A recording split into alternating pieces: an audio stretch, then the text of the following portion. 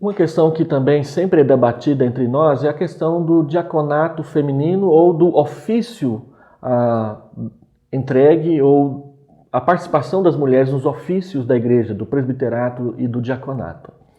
Segundo a Escritura, não temos nenhuma base bíblica para a ordenação feminina. Aqueles que defendem e propõem a ordenação feminina, eles se baseiam unicamente em dois argumentos. Um é sociológico, porque as mulheres sempre foram maioria na igreja, as mulheres são maioria na igreja, então elas devem participar do ofício. Mas na história da igreja, as mulheres sempre foram maioria na igreja. O argumento sociológico, ele não é base para isso.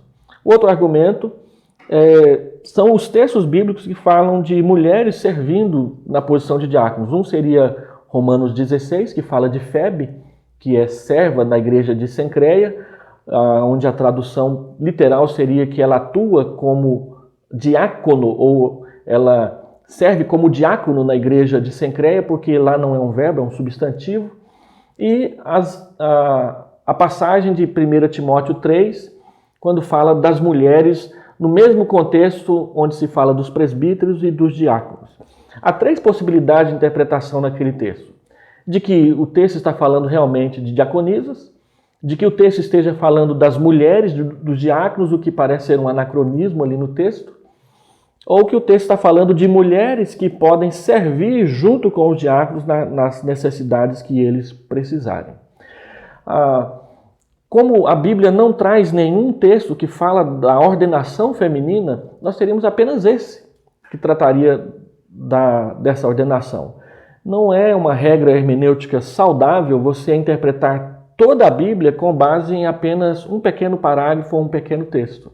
O saudável é você interpretar esse pequeno texto à luz de toda a literatura bíblica, tanto do Novo quanto do Antigo Testamento. No Novo Testamento não há nenhuma menção de uma mulher sendo ordenada presbítera, não há nenhuma apóstola entre os apóstolos do Senhor Jesus Cristo. Portanto, não há base escriturística nem exegética para defender que ali esteja tratando de diaconisas.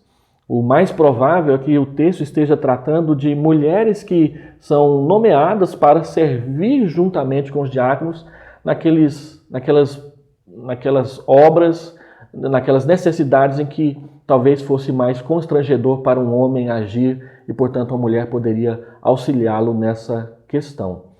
A questão da ordenação feminina, ela vem muito mais em cima do modernismo que está sobre nós do que com base numa interpretação segura, saudável e tranquila dos textos bíblicos. Agora, embora a palavra de Deus não abra o oficialato às mulheres, o presbiterato, o diaconato, a palavra de Deus é abundante em falar sobre o ministério feminino e a bênção e os dons que Deus dá a mulheres para que elas sirvam na igreja. Nós temos no Antigo Testamento o exemplo de Débora, nós temos no Novo Testamento o exemplo de Dorcas, mulheres que serviam o povo de Deus da forma melhor possível. A palavra de Deus diz que as mulheres também recebem dons e têm ministério na igreja. Nós não podemos confundir os dons que o Espírito dá para servirmos uns aos outros com os ofícios que Deus dá para a liderança, para o governo da igreja. Uma mulher pode ter o dom de pastor, mas ela não terá o ofício de pastor.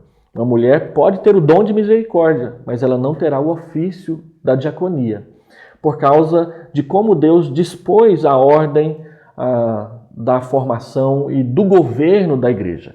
A palavra de Deus é muito clara que mulheres sempre participaram do serviço, mulheres participaram do sustento de Jesus, mulheres participaram junto com o apóstolo Paulo, como é o caso de Priscila, juntamente com seu esposo Áquila, que hospedaram Paulo e trabalharam com Paulo.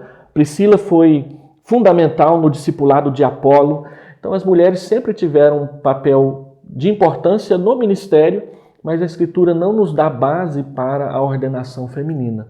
A ordenação feminina que é proposta hoje em dia, ela não vem com base no estudo das Escrituras.